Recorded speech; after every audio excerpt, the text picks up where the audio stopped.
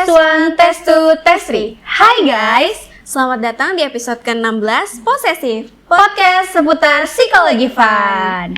Nah, sebelum kita berbincang jauh lebih lanjut, angka baiknya kita kenalan dulu kali ya Mel sama pendengar kesayangan kita. Betul banget Kak. Oke, jadi perkenalkan, nama aku Melanie Islahi dan rekanku Melia Safitri yang akan menemani kalian di episode ke-16 kali ini. Nah teman-teman, di episode ke-16 kali ini kita akan membahas seputar tentang kasus yang udah gak asing buat sebagian dari kita, yaitu bagaimana cara menghadapi individu narsistik. Nah teman-teman, di topik kali ini itu terinspirasi dari beberapa kasus yang lagi rame banget dibicarain, di mana perilaku narsistik sering muncul dalam hubungan personal maupun secara profesional. Nggak sedikit dari kita yang mungkin pernah ngerasa lelah banget secara emosional ketika berurusan dengan orang yang selalu ingin menjadi pusat perhatian, terus sulit menerima kritik, dan cenderung memanipulasi situasi. Nah, di episode kali ini, kita bakal bahas dari sudut pandang psikologi. Apa itu sebenarnya kepribadian narsistik, terus kenapa perilaku itu bisa muncul, terus dan yang paling penting, gimana cara menyikapinya dengan sehat dan tetap menjaga batasan diri. So, buat teman-teman yang penasaran atau mungkin sedang menghadapi situasi seperti ini, bisa nih dengerin podcast kita sampai habis. Semoga bisa ngasih insight yang bermanfaat juga untuk kalian. Nah, untuk teman-teman juga yang baru pertama kali dengar podcast kita, bisa nih pantengin di IG sama kita, yaitu di IG SMA @FSUJ yang akan nantinya juga ada question box yang teman-teman bisa isi, dan akan ada juga email untuk teman-teman yang ingin bercerita secara anonim loh teman-teman. Oke teman-teman, sebelum kita masuk ke podcast hari ini, mari kita perkenalkan narasumber kita pada hari ini, yaitu Bapak Rizky Purnomo Aji Curnawan, SPSI, MPSI, Psikolog, selaku dosen Fakultas Psikologi Universitas Jayabaya. Beliau juga anggota HMPSI Jakarta Raya dan anggota IPK Indonesia. Nah, sebelumnya saya akan bacakan sedikit biografi tentang pendidikan dan pekerjaan beliau pada saat ini. Pendidikan beliau yaitu S1 Sarjana Psikologi di Universitas Islam Bandung, S2 Magister Psikologi Profesi Klinis di Universitas Islam Bandung, dan pada saat ini beliau sedang menempuh pendidikan S3 Doktor Psikologi Industri dan Organisasi di Universitas Persada Indonesia YAI. Dan pekerjaan beliau saat ini sebagai dosen Fakultas Psikologi Universitas Jayabaya dengan jabatan fungsional asisten ahli, psikolog klinis Pusat Layanan Universitas Jayabaya, psikologi klinis Rumah Sakit EMC Cikarang, psikolog klinis Klinik Naura Medika Depok, dan psikolog klinis PT Hyundai Motor Manufaktur Indonesia. Wah, narasumber kita kali ini keren banget ya Mel, baik dari pekerjaan maupun latar belakang pendidikan beliau. Nah, Psikozen, sebelum kita mulai, kita sambut dulu yuk narasumber kita yang tentunya luar biasa dan keren banget. Halo, selamat datang Pak Rizky. Halo, selamat datang. Apa kabar Pak Rizky? Ya, baik sekali, senang sekali nih saya diajak ngobrol sama teman-teman. Ya, nah teman-teman, jadi beliau ini juga merupakan dosen tetap di salah satu fakultas Universitas Jayabaya. Nah Pak, mungkin Bapak bisa bercerita ke kita dan teman-teman yang mendengar, Bapak itu mengajar mata kuliah apa aja sih Pak di Jayabaya? Di Jayabaya khususnya ya. Di Jayabaya khususnya saya mengajar psikologi abnormal, kemudian ada psikodiagnostik ya, alatnya psikologi gitu yang mungkin tahu psikotes, nah itu kita belajar, kemudian ada kesehatan mental, ada kognitif, gitu banyak lah, ada PIO juga, gitu, psikologi industri dan organisasi. Nah, kira-kira dari yang sudah Bapak ceritakan tadi, yang paling seru tuh mengajar mata kuliah apa sih Pak? Yang paling seru? Pasti abnormal kali ya, karena itu kan buat kita adalah sesuatu yang baru gitu dan menyenangkan untuk mengetahui hal-hal yang nggak umum lah di masyarakat, terus di individu gitu. Jadi pembahasannya tuh sangat dalam sekali. Kenapa orang bisa jadi sesuatu yang abnormal ya, gitu. Kita mempelajari itu ramai banget. Tapi psikologi abnormal itu emang cabang psikologi yang udah dari dulu udah ada atau baru Pak? Itu dari dulu udah ada gitu. Nah itu malah salah satu ilmu yang khususnya paling penting ya di psikologi gitu. Apalagi psikologi klinis, itu cabang dari psikologi klinis yang kita melihat bukan hanya mendiagnosa tapi melihat dinamika kenapa orang bisa jadi bipolar. Kemudian gangguan kepribadian, kayak sekarang kita bahas narsistik kan, ya NPD. Kenapa sih orang jadi NPD misalkan? Itu kita coba lihat dinamikanya. Itu belajar dari psikologi abnormal. Betul, abnormal. Okay. Nah, Teman-teman, sekarang waktunya kita masuk ke sesi tanya jawab nih teman-teman. Pasti kalian juga udah penasaran kan, kira-kira pertanyaan apa aja sih yang akan kita tanyain ke narasumber kali ini? Atau mungkin salah satu dari pertanyaan dari kalian bisa masuk ke podcast kita kali ini. Oke, langsung saja kita ke pertanyaan yang pertama. Apa sih Pak sebenarnya yang dimaksud dengan kepribadian narsistik dalam psikologi?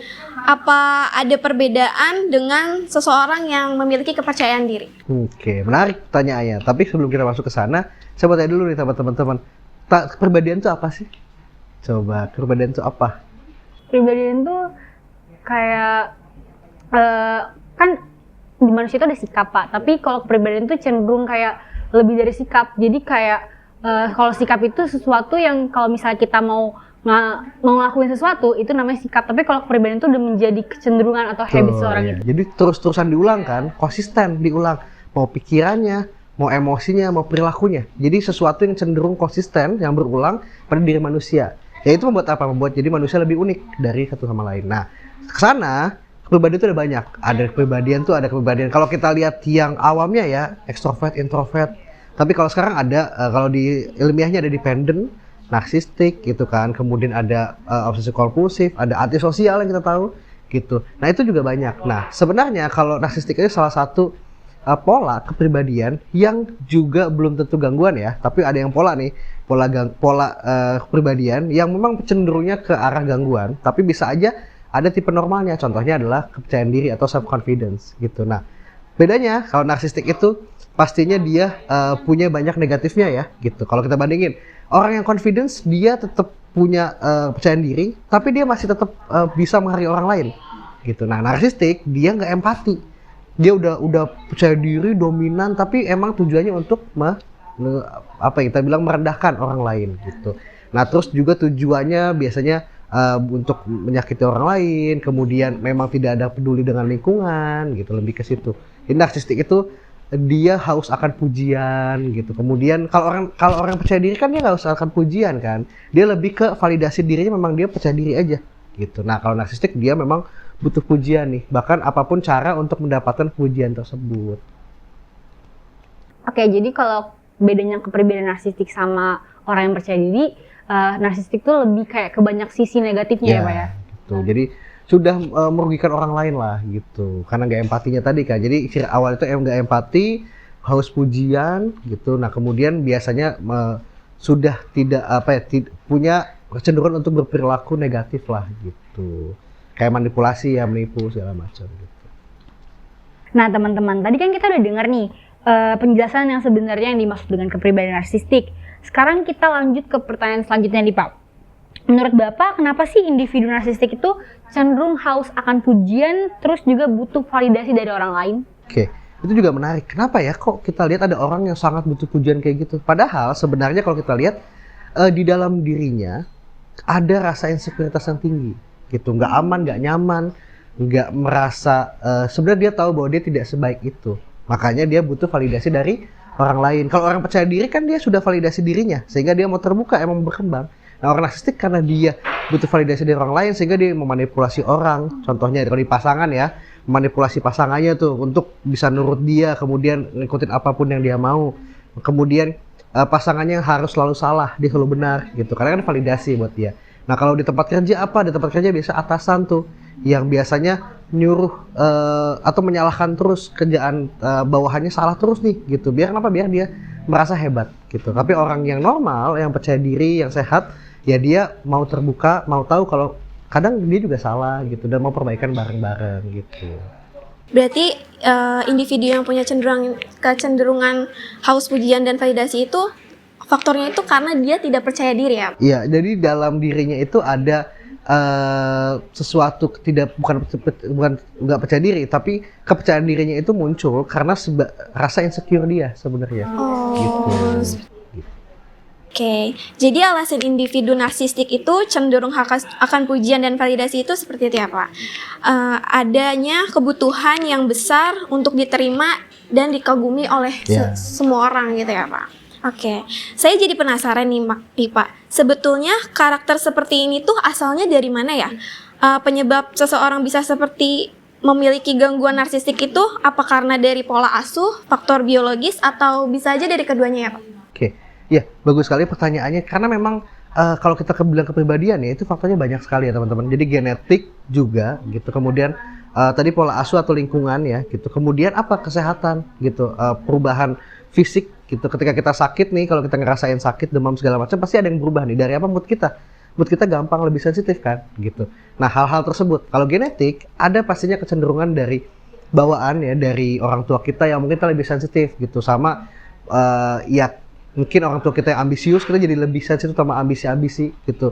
Orang tua yang lebih emosional, kita lebih emosional. Nah, tapi memang ketika genetik itu ada, itu memang harus ada fasilitas dari si lingkungannya gitu. Nah, lingkungannya itu memfasilitasi nggak dia? Biasanya pola asuh yang dimanjakan, kemudian dipuji terus, misalkan kamu ganteng, kamu pintar segala macam, tapi nggak dikasih tanggung jawab gitu. Itu membuat mereka menjadi besar kan gitu, merasa besar. Nah, karena mereka di rumah merasa besar, merasa penting, merasa sangat pintar, sehingga kalau masuk ke lingkungan gimana?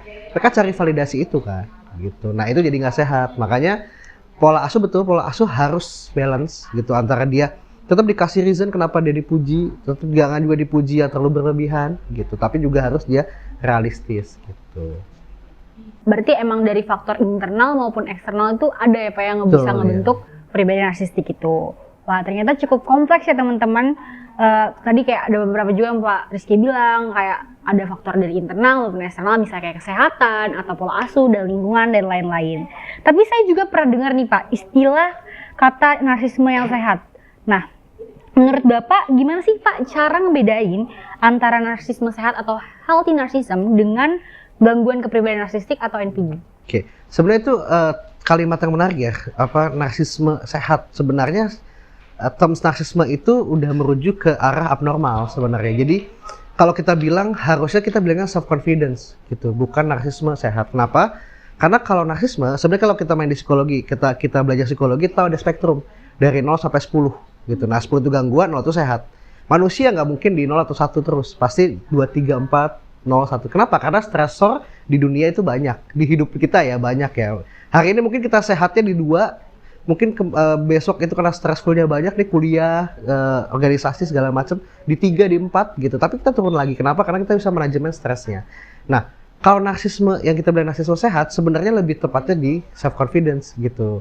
Jadi confidence aja kita memang berani, kita memang kita tahu kemampuan diri kita, tapi kan kita validasi dari pengalaman kita gitu.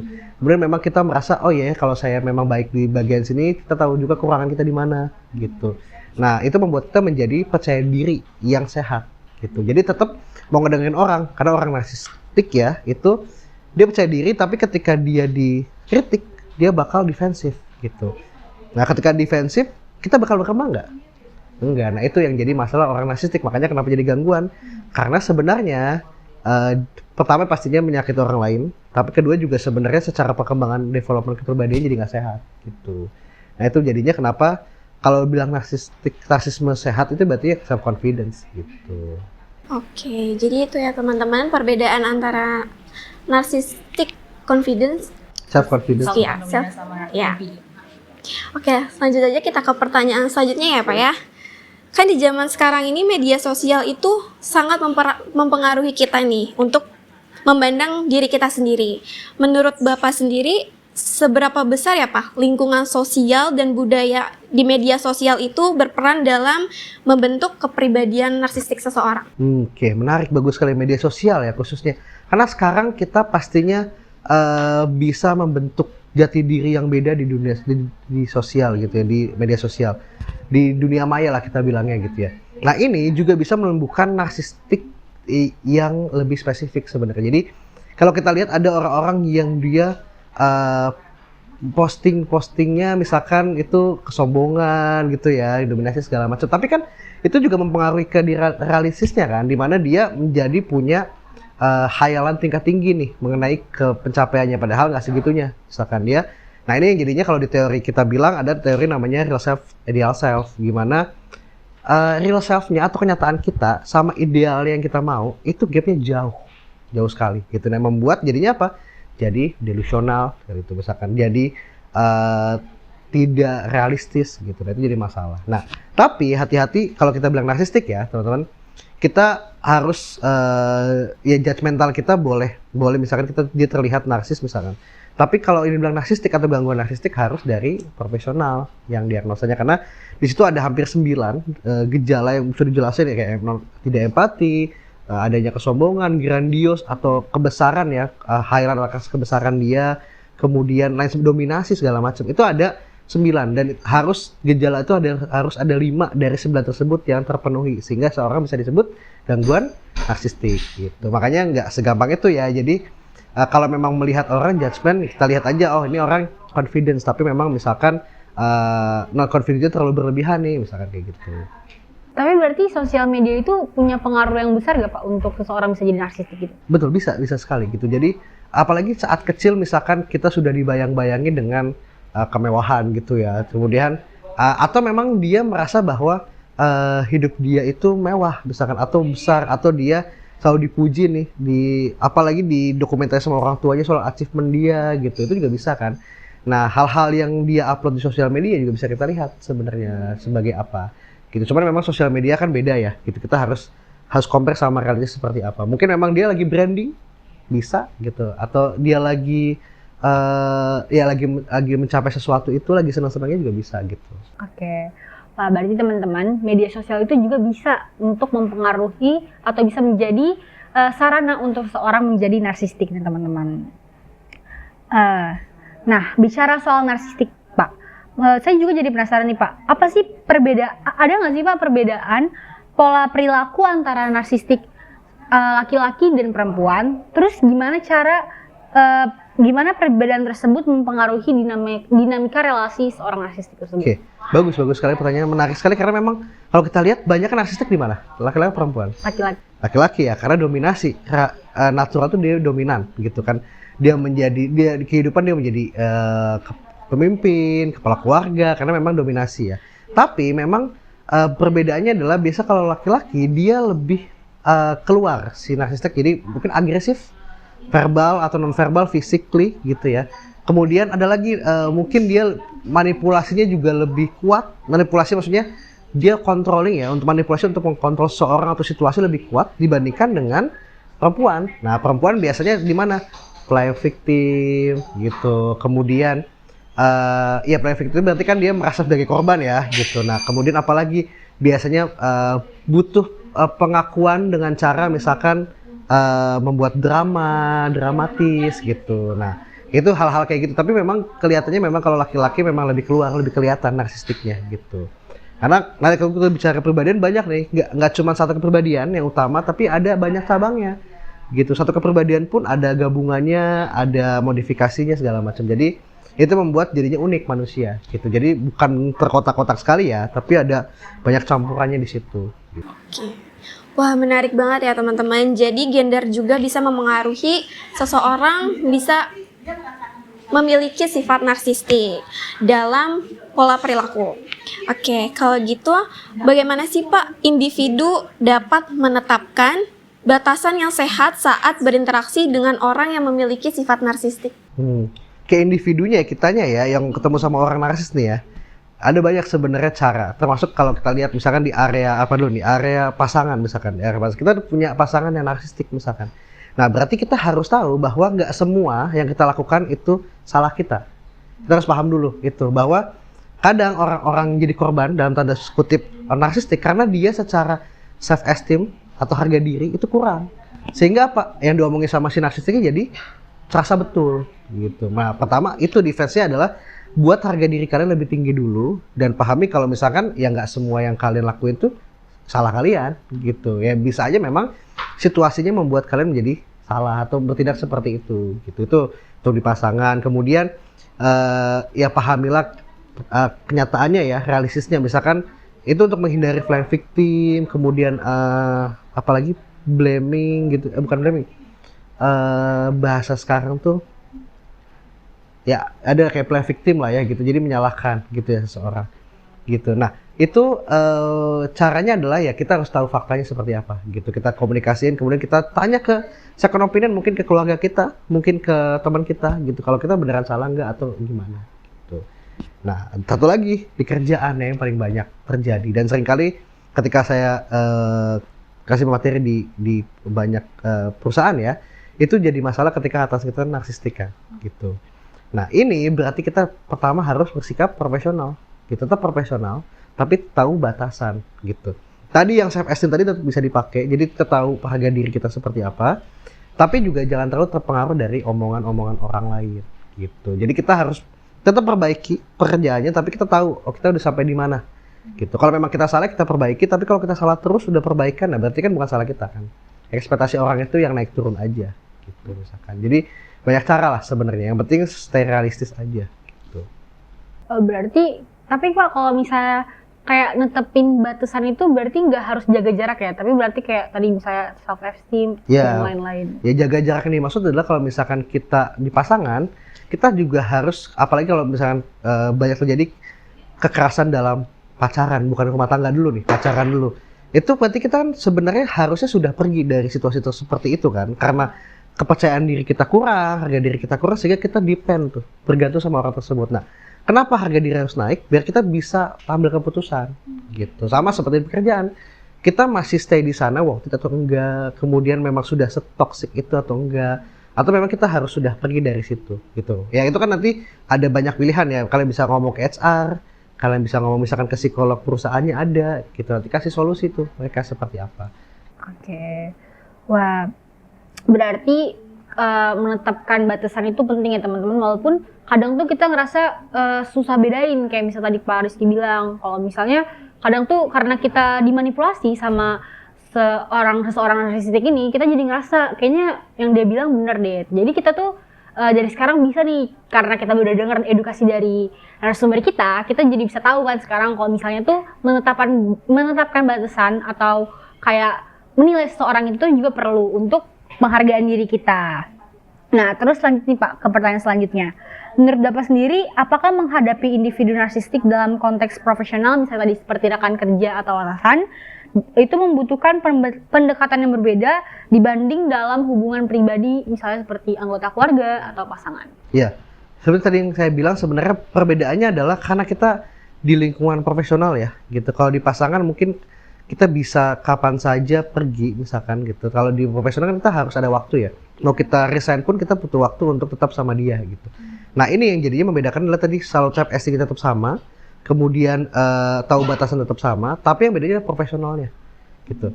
Kalau kita tetap bisa ya kita menjaga gestur kita, menjaga omongan kita tetap profesional, tapi sebenarnya omongan dia yang negatifnya nggak kita masukin gitu. Nah itu memang butuh belajar gitu. Maksudnya kadang beberapa efeknya adalah jadi overthinking di malam hari, nggak bisa tidur, malas kerja, udah mulai nurun tuh moodnya gitu kan. Tapi pada akhirnya ketika self esteem kita tinggi dan kita tahu bahwa oh ya ini kita harus tahu solusinya apa. Biasanya yang bikin kita jadinya stressful adalah kita nggak tahu solusinya mau ngapain.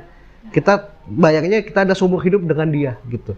Nah ini di pekerjaan padahal ya gitu. Nah berarti kan kita harus ada solusi, mau kita pindahnya kapan misalkan, atau kita udah cerita ke HR, tuh HR juga ngasih misalkan oh iya nanti misalkan 2 bulan lagi dia akan dipindah, berarti kan ada solusi sebenarnya gitu. Nah itu membuat kita agak lebih tenang gitu. Berarti tuh kayak misalkan kalau misalnya kayak bahasa sekarang gitu ya Pak, kayak lebih bodoh amat gitu ya orang narsistik itu mau ngomong apa gitu ya Pak? Orang narsistiknya? Iya.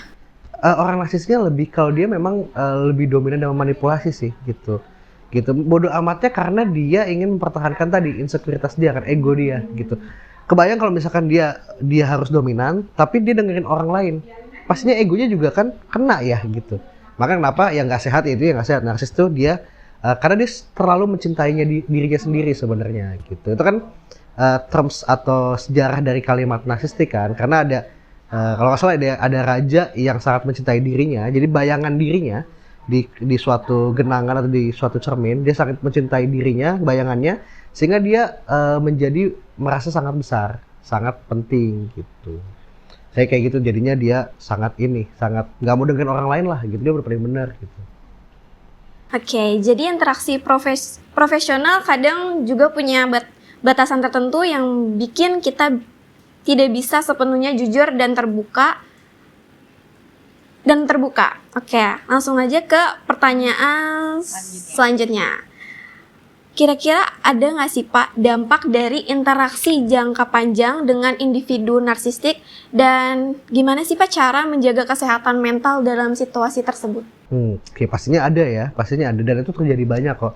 Apalagi di lingkungan kerja, di lingkungan hubungan asmara gitu, pasangan itu sangat kalau kita bilang ya sangat menghancurkan lah ya gitu. Karena pertama pastinya pertama yang diincar adalah self esteem kita, harga diri kita gitu. Kita merasa rendah, merasa nggak pantas, merasa bodoh. Jadi jadi nggak pede gitu. Bahkan mungkin kalian juga lihat di lingkungan kalian ada yang tiba-tiba ketika punya pasangan yang terlalu narsistik, kemudian manipulasi, jadi dia nggak pede juga keluarnya gitu. Karena kan memang mempengaruhi ya, itu kan support system paling utama. Nah ini pertama tadi self esteemnya jadi rusak gitu ya, jadi merendah. Makanya kenapa kita yang tadi harus naikin self esteemnya karena biar nggak makin parah gitu. Yang kedua pastinya jadi terikat sama orang tersebut gitu, merasa bahwa dia harus sama orang itu tuh biar dia nyaman. Ini orangnya sebagai korban ya gitu. Nah banyak hal sih sebenarnya yang kalau di perusahaan lebih banyak lagi. Contohnya ya kalau di pasangan ya satu bisa jadi kekerasan fisik, kekerasan verbal, non verbal. Terus kita nggak sadar kalau bisa dimanipulasi gitu. Karena kan dia pintar ngomong, narsistik kan gitu. Ya, biasanya orang-orang memang pintar ngomong, pintar membungkus kata-kata gitu untuk memastikan, untuk meyakinkan. Nah kalau di perusahaan, memang basicnya adalah jadinya stressful. Jadi workload kerjaan itu pasti lebih naik. Bayangin, udah ada kerjaan aja udah stres, gimana tambah dengan pengaruh narsistik gitu. Pastinya tambah burnout gitu, tambah stres gitu. Nah itu yang jadinya apa? Jadinya sakit, jadi fisik pastinya stres, sakit kepala, juga berdebar-debar, asma segala macam muncul semua tuh. Kenapa? Karena narsistik itu gitu. Dan tapi ditambah juga tadi self esteem juga pasti turun. Oke. Berarti Pak, kalau misalnya orang kita berhadapan dengan orang narsistik itu, kita tuh otomatis akan jadi rendah diri, atau kita juga bisa jadi orang yang sama kepribadian narsistik juga nggak sama dia, Pak?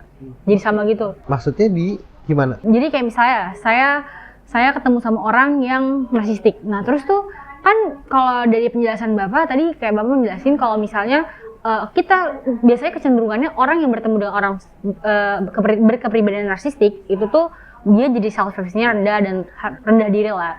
Nah tapi ada nggak sih Pak kemungkinan kalau kita ketemu sama orang yang narsistik itu kita jadi kebawa, jadi ikut narsistik juga kayak dia? Oke, nah kalau itu kecenderungan sih kayak gini. Ada orang-orang yang kita pernah bayangkan nggak orang narsistik ketemu berdua gitu. Kalau kita selalu bayangkan korban dengan narsistik kan, tapi ada saatnya orang narsistik ketemu orang narsistik kan, gitu. Nah kecenderungan itu balik lagi pasti akan menyebabkan konflik, gitu. Konflik itu balik lagi siapa yang paling dominan aja di situ, gitu paling dominan. Tapi biasanya orang narsistik dengan orang narsistik pasti nggak klop tuh. Kenapa? Karena pasti saling menyerang, saling defensif, gitu. Nah kalau kita bertemu dengan orang narsistik, sebenarnya balik lagi kita bisa manajemen stres, kita bisa punya self esteem yang tinggi. Atau kita tadi sama-sama ternyata orang yang keras kepala gitu. Nah tergantung sebenarnya. Jadi respon kita tergantung dengan kepribadian kita. Tapi biasanya kalau udah orang ketemu orang narsistik, yaitu kalau orang yang tadi dia nggak self esteemnya rendah, maka dia akan makin rendah tuh. Gitu. Makanya sebenarnya kalau self esteemnya tinggi kan ini konflik aja ya. Akhirnya menghindar gitu. Tapi kalau orang yang bahaya itu adalah orang yang self esteemnya rendah gitu. Dia pasti jadinya terbawa arus tuh. Gitu. Jadi ya itu kecenderungan ya, tergantung dari perbedaan seseorang. Karena itu kan interaksi sosial. Oke, jadi penting banget ya teman-teman untuk ngejaga diri kita supaya kita tuh nggak terbawa sama orang narsistik ini secara emosional atau bisa jadi bergantung sama orang narsistik ini. Tapi saya juga jadi penasaran nih Pak. Sebenarnya apakah individu dengan gangguan kepribadian narsistik ini itu umumnya menyadari dampak perilaku mereka terhadap orang lain? Terus seberapa besar kira-kira peran kesadaran diri mereka dalam proses terapi? Oke. Nah, pertama kali kita harus bahas dulu bahwa gangguan kepribadian itu kompleks. Karena kepribadian ada 3 aspek kan. Itu pikiran, perasaan, dan perilaku. Itu aja udah banyak tuh. 3 aspek itu beresin pikirannya susah, beresin perasaannya susah, beresin perilaku susah. Makanya gangguan kepribadian adalah salah satu gangguan mental atau kejiwaan yang paling susah untuk disembuhkan gitu, atau diterapi ya gitu. Bisa, tapi kita fokusnya ke gejala masing-masing dulu. Mungkin pikirannya dulu, mungkin perasaan dulu, atau mungkin perilakunya dulu gitu. Nah, ditambah narsistik yang nggak punya empati, manipulatif, dan dia defensif gitu. Kebayang ketika dia masuk ke terapi, Pertama tadi kalau pertanyaan pertama, dia apakah dia tahu dampaknya? Nggak, pasti nggak tahu, karena dia nggak terlalu peduli sama orang lain gitu. Bahkan dia untuk peduli dampaknya pun nggak ada. Gitu. Gimana dia mau tahu? Gitu, dia nggak peduli sama dampaknya. Yang dia peduli apa? Dirinya sendiri kan, gitu. Gimana dia senang, gimana dia puas, gimana dia selalu dipuja, gitu. Itu kan yang dia. Jadi dia nggak paham sama hal itu. Nah, ketika di terapi, lucunya adalah ya jarang orang narsistik yang mau datang terapi sendiri untuk menyembuhkan, gitu. Kenapa? Karena mereka merasa tidak salah, gitu, tidak yang salah. Itu susahnya. Gangguan kepribadian, bukan narsistik doang, tapi gangguan kepribadian semuanya seperti itu. Jadi sulit sekali. Tapi pun kalau di terapi, misalkan datang ke terapi, ya susahnya adalah defensif, kemudian dia akan manipulasi semua hal, gitu. Kecuali memang dia tahu dia sudah banyak melakukan kesalahan, misalkan, atau dia sudah kehilangan banyak orang. Nah, narsistiknya akan lebih menurun. Nah, kita bisa masuk ke terapi tuh, gitu. Nah, terapinya adalah menghilangkan insekuritas dirinya biar lebih sehat, gitu. Kemudian, ya dia boleh confidence, tapi dia tetap harus belajar terbuka. Kadang kalau kita pahami orang narsistik ya, kenapa dia bisa nggak terbuka? Karena dia takut. Takut apa? Takut direndahkan. Gitu. Padahal itu dengan terbuka, kita dengan orang lain direndahkan kan, tapi kita juga bisa saling kolaborasi. Jadi gitu kan teman-teman, buat orang yang memiliki perilaku kepribadian narsistik itu tidak tahu apa dampak yang mereka lakukan kepada orang lain, gitu. Oke. Ke pertanyaan selanjutnya, mungkin nih banyak dari teman-teman yang butuh apa saja strategi self-care yang bisa dilakukan untuk memulihkan diri setelah berinteraksi intens dengan individu narsistik. Nah, kira-kira dari Bapak, ada nggak sih Pak strategi self-care yang bisa memulihkan diri dari kita setelah berinteraksi intens dengan individu yang mempunyai narsistik? Self-care-nya ya? Iya. Pastinya kalau habis berinteraksi gitu ya dengan orang narsistik pasti capek banget kan. Capek banget, terus butuh tempat yang menenangkan diri, gitu, relaksasi. Gitu, relaksasi itu bukan hanya pernafasan atau mindfulness, tapi relaksasi adalah ya lakukan yang kamu menenangkan dan menyenangkan ya, menenangkan dan menyenangkan. Jadi bisa jadi dengerin lagu, bisa hanya cuman ngelamun gitu di kamar sendiri juga bisa. Yang penting meregulasi emosi tadi, gitu. Nah, kedua tadi pertahankan diri, gitu, bentengi diri dengan self esteem yang tinggi. Jadi kalian tahu nih kelemahan kalian apa, kekuatan kalian apa, kemudian kalian harus tahu juga kalian tuh orang seperti apa sih. Ketika kalian nggak tahu jati diri kalian, itu gampang sekali untuk dimanipulasi orang lain, gitu. Nah, yang lainnya adalah ya kalian harus tahu batasan komunikasi sama orang itu seperti apa, gitu. Nah, biasanya kalau yang terjadi sekarang adalah bahasnya adalah oversharing ya. Nah, oversharing, ketika oversharing, detail-detail kehidupan kalian bisa dimanfaatkan tuh untuk manipulasi, gitu. Jadi makanya kenapa ada psikolog, ada psikiater. Ketika mau curhat juga ada orang-orang yang memang bisa dipercaya, gitu. Jadi karena salah satu cara orang narsistik memanipulasi korbannya adalah dengan masalah personalnya, masalah sensitifnya, gitu. Bahwa dia tahu loh masalah personal kalian, gitu. Itu membuat kalian menjadi kayaknya saya takut ancam atau apa. Itu kan ada ancaman juga segala macam, gitu. Jadi hati-hati. Berarti dari kitanya itu harus menghindari sikap yang oversharing itu ya Pak ya? Iya, jaga jarak, harus batasi diri. Jadi harus tahu bahwa lingkungan sosial juga punya batasannya. Nggak semua teman selalu jadi teman, nggak semua musuh juga selalu jadi musuh, gitu. Pasti semua akan berubah pada waktunya. Gimana kepentingannya? Tuh.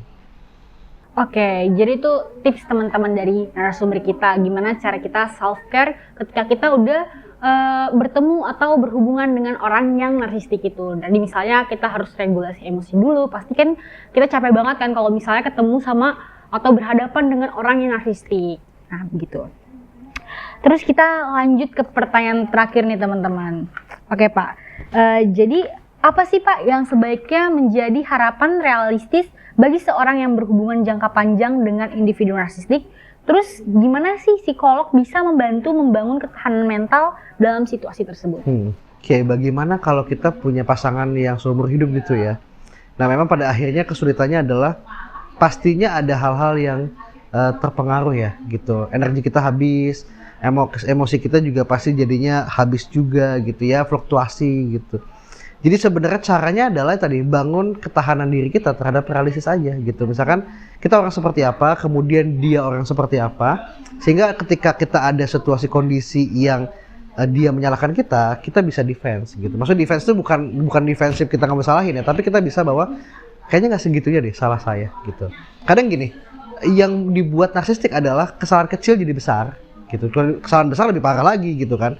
Nah, kesalahan kecil jadi besar itu kita harus realistis gitu. Harus kita lihat masalahnya sebenarnya apa sih gitu. Kita coba tanya ke diri kita, introspeksi bahwa emang segitu besarnya. Kemudian kalau segitu besarnya emang resikonya apa aja gitu. Terus apa yang sebenarnya harus dilakuin sih? Emang harus segininya dia, walaupun kita salah ya, emang harus segininya dia marahin kita gitu. Tapi balik lagi sebenarnya lebih baik adalah menjaga jarak dari orang narsistik ya gitu. Sangat sulit untuk bertahan gitu dengan orang narsistik gitu. Dan kalaupun mau bertahan, kita akan memposisikan diri sebagai caregiver atau pengasuh dia gitu. Itu kenapa jadinya capek sekali gitu. Jadi ya itu pilihan akhirnya ya gitu. Kalau kalian memang merasa, apalagi kalau pasangan nih suami istri gitu ya, kalau memang salah satu sudah sayang sekali ya berarti dia harus tahu resiko seumur hidupnya seperti apa gitu. Berarti dari kitanya juga kita harus tahu ya Pak, kalau misalkan diri kita tuh kayak gimana gitu ya Pak. Mampu nggak Mampu. menghadapi? Nah kalau dari teman-teman ada pengalaman nggak ketemu sama narsistik? Kalau saya sih sejauh ini belum pernah ketemu sama orang yang narsistik sih Pak. Kalau saya nih Belum Pak, pernah ya? Iya. kalau saya nih Pak, ini tidak termasuk narsistik Bang. Misalnya tadi kan Bapak jelasin kalau misalnya orang yang membesarkan suatu masalah kecil itu bisa jadi besar gitu kan. Nah saya juga punya satu teman saya kayak dia tuh kalau misalnya ada masalah kecil itu dibesarin. Nah tapi kalau kayak gitu tuh kayak cara kita menilai kan kalau misal saya tuh karena saya tahu dia emang pribadi yang nggak mau disalahin, jadi saya tuh yang tipe ya udah saya minta maaf. Itu salah nggak Pak kira-kira? Oke. Nah teman ya konteksnya berarti ya, teman itu dia nggak mau disalahkan ya, maksudnya keras kepala lah ya gitu. Akhirnya kamu minta maaf nih gitu. Nah dalam konteksnya gini dulu, emang kau betul-betul salah nggak gitu? Kenapa harus kau minta maaf? Apa tujuan kau minta maaf sebenarnya? Oh, kalau saya sih sebenarnya bukan karena saya ngerasa saya salah, tapi saya ngerasa dia itu emang butuh jawaban minta maaf aja sebenarnya gitu. Tujuannya untuk mempertahankan pertemanan gitu ya? Iya. Oke, nah itu harus tanya dulu ke diri kita bahwa ya kita minta maaf, tapi jangan sampai kita membuat kita menjadi menuruti apa kata dia gitu. Jadi boleh nggak apa-apa minta maaf ke dia, hanya sebagai biar kita nggak konflik, ya kan gitu ya. Gitu nggak apa-apa sebenarnya. Itu kan membatasi diri, profesional tadi kan, gitu nggak apa-apa gitu. Tapi kita tahu bahwa suatu saat kalau kita nggak temenan sama dia ya udah gitu, nggak apa-apa. Gitu. Jadi jangan sampai ke bawah arus. Nah itu jadi masalah. Tapi kalau minta maaf kasih dia yang dia mau juga nggak apa-apa, asal kitanya bukan emang untuk menuruti dia. Iya, oke. Nah, tadi sudah dijelaskan oleh narasumber kita yaitu Pak Rizky mengenai bagaimana cara menghadapi individu narsistik dari sudut pandang psikologi. Jadi narsistik itu tidak memiliki sifat simpati dan empati ya, begitu teman-teman. Oke, mungkin sekian dari Posesif Podcast seputar psikologi fun kali ini. Dari episode ini kita banyak banget dapat insight nih teman-teman. Semoga dari episode ini dapat membuka pemahaman kita semua mengenai topik kita pada hari ini. Iya teman-teman, bener banget. Tadi kita udah belajar tentang apa itu kepribadian narsistik. Terus habis itu tuh faktor dari penyebab kepribadian narsistik itu gimana. Terus gimana cara kita kalau kita berhadapan dengan orang narsistik. Dan banyak lagi yang kita dapat dari narasumber kita kali ini. Betul banget. Oke, sebelum penutupan, saya Melanie Islahi dan rekan saya Melia Safitri, izin pamit undur diri. Kurang lebihnya mohon maaf. see you in the next episode Psycho dan semuanya.